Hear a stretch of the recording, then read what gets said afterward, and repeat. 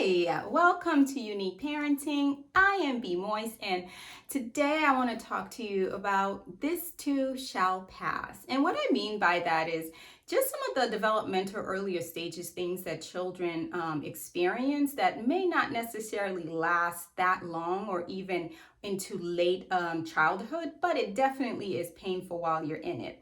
And I don't want to necessarily go into what these behaviors are because there's a lot of them, from meltdowns to tantrums to hitting and biting and kicking and screaming.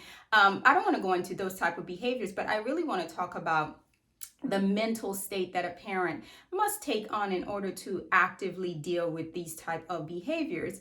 And it's basically to remember that this is just a short moment in time in the developmental spectrum that your child is experiencing, and it is not forever. If you take on the mindset that this is not going to last forever, it is a lot easier to deal with it in the moment and to actively put things in place that will be productive and positive and reinforcing that can change the negative behavior.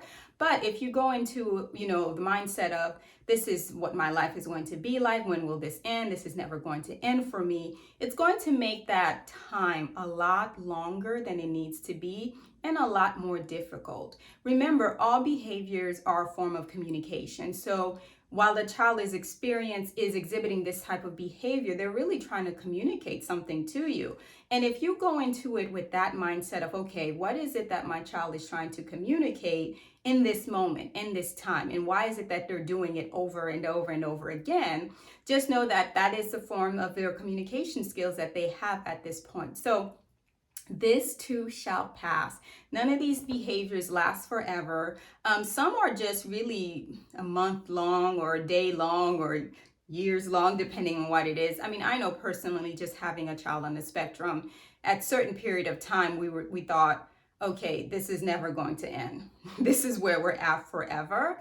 And that wasn't the case. Looking back now, I kind of regret the amount of mental space and energy that I wasted on stressing and worrying about this particular behavior that now doesn't even exist at all, and actually there's no recollection that it was even here. So this is just more of a encouraging, this too shall pass. It's not going to last forever. Just go into it with, okay, what is my child trying to communicate? Because again, all behaviors, good or bad, is a form of communication. And then realize that I'm not going to be in this moment, in this situation forever.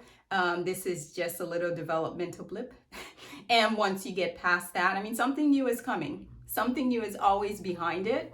But at least you know that there's a light at the end of the tunnel, and something different is coming, and that different might be something great and something fantastic, and sometimes it's something worse. Again, that's just how being a neurodiverse family and being in this world looks like. Sometimes it's good, sometimes it's bad, but what's most important is for you to remember as a parent that change your mindset with what you're going into it with.